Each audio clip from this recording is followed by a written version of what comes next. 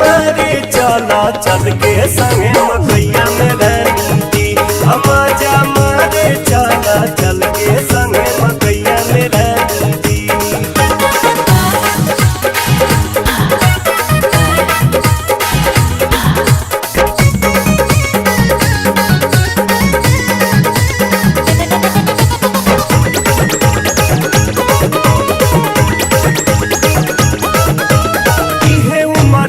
प्यार करे के डर बहकौने बात के मिलल बा मौका मकैया में चला लूटल हर मुलाकात के।